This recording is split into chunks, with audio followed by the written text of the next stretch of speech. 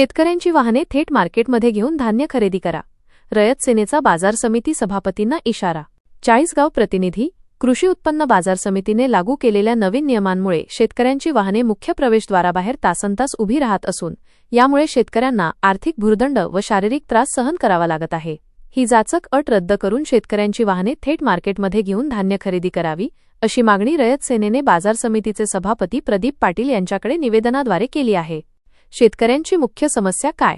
बाजार समितीच्या नवीन नियमानुसार शेतमालाची वाहने गेटबाहेर उभी करून नंबरप्रमाणे आत सोडली जातात. यामुळे उद्भवणाऱ्या समस्या खालीलप्रमाणे आहेत. आर्थिक फटका. वाहने ताटकळत उभी राहत असल्याने शेतकऱ्यांना जास्तीचे वाहन भाडे द्यावे लागत आहे.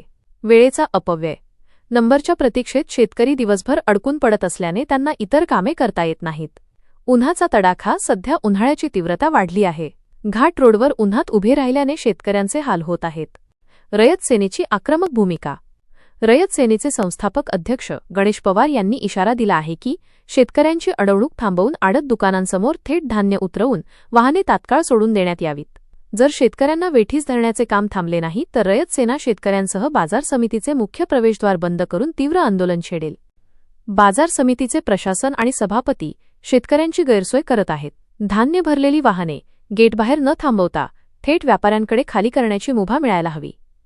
गणेश पवार, संस्थापक अध्यक्ष, रयत सेना. निवेदनावर कोणाच्या स्वाक्षऱ्या?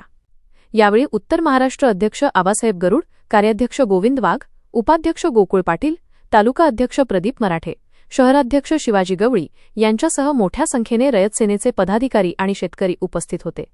निवेदनावर उत्तर महाराष्ट्र अध्यक्ष आबासाहेब गरुड, कार्याध्यक्ष गोविंद वाघ, तालुका अध्यक्ष प्रदीप मराठे यांच्यासह अनेक कार्यकर्त्यांच्या स्वाक्षऱ्या आहेत.